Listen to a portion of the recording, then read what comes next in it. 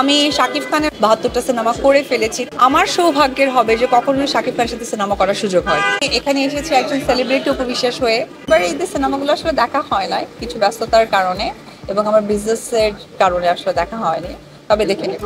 তাণ্ডবের টিজারটা কি দেখা হয়েছে কিনা? অসম্ভব সুন্দর, অসম্ভব সুন্দর। মানে জাস্ট মানে যখন শাকিব খান তার মুখোশ নিয়ে আসে আমার কাছে মনে হচ্ছিল যে আমি আপনাদের একটা প্রোগ্রামে বলেছি যে শাকিবকে নিয়ে আমাকে নিয়ে সিনেমার কথা বলা হচ্ছে, যদিও আমি শাকিব খানের অনেক বেশি সংখ্যার সিনেমার নায়িকা, ৭২টা সিনেমা করে ফেলেছি, তারপরেও আমার সৌভাগ্যের হবে যে কখনো শাকিব খানের সাথে সিনেমা করার সুযোগ হয়। টিজার আমার পরিচয় হচ্ছে আমার ফ্যান ফলোয়ারদের সাথে নিজেকে কানেক্ট করা।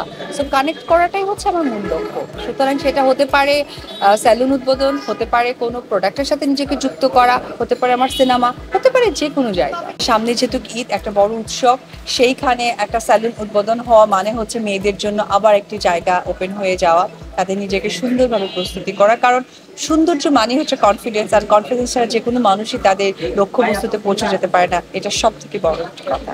এখানে একটা সরকারি হসপিটাল থাকে, আর সেখানে যদি মনে করেন ওই এলাকার মধ্যে একটি মাত্র হসপিটাল, আমি যদি অসুস্থ হই আমাকে চিকিৎসা নিতে যেতে হবে, তার মানে আপনারা আমাকে ব্লেম দিতে পারবেন না যে আপনারা কেন সরকারি হসপিটালে গিয়ে চিকিৎসা নিলেন।